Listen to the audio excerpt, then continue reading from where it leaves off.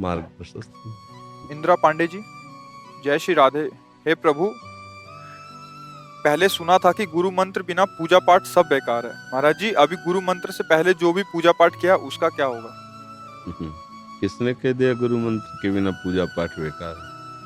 हर कर्म अपना फल देता है, फिर पूजा पाठ कैसे बेकार हो जाएगा?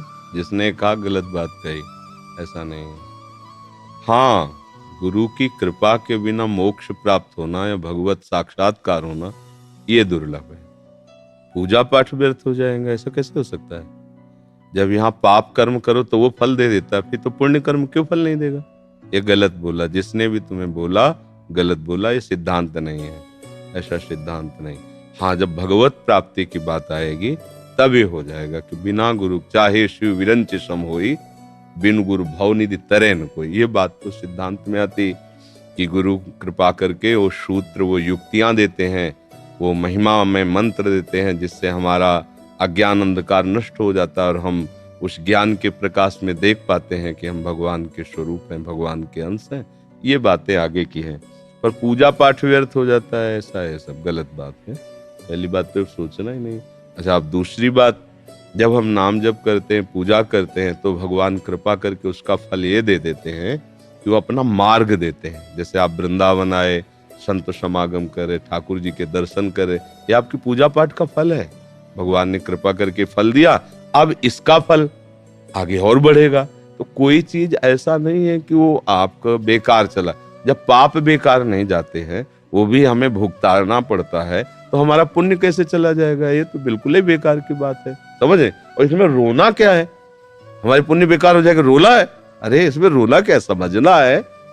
तुम तो ऐसे रो रहे हो जैसे तुम्हारे कोई छीन लिए गए हो, रुपए पैसे सब छीन लिए गए कि अब क्या करें, अभी तक जितना कमाया वो सब छीन गया। ऐसा नहीं है, बहुत धैर्यपूर्वक। इसीलिए शास्त्र सम्मत वाक्य ही हमारे संशयों को दूर कर सकते हैं।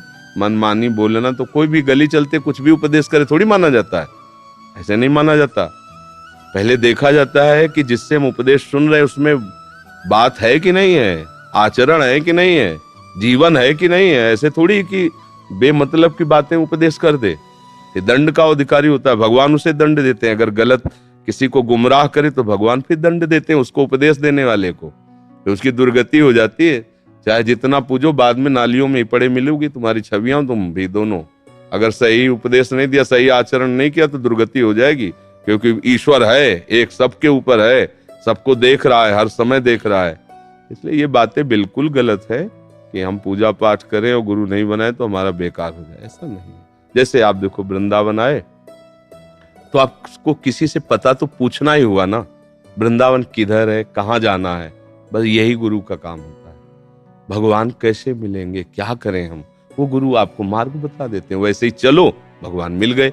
मिले तो आपकी ही करनी से, मिले तो आपके ही भजन से, पर गुरु ने युक्ति बता दी, भजन बता दिया, मार्ग बता दिया।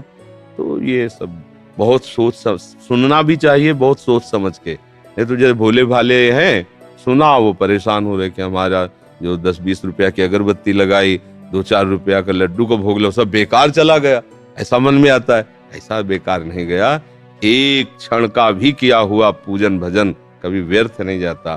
भगवान के प्रति किया हुआ कोई भी कार्य कभी व्यर्थ नहीं जाता है, ये बात समझ लो। बरखा जी दिल्ली से,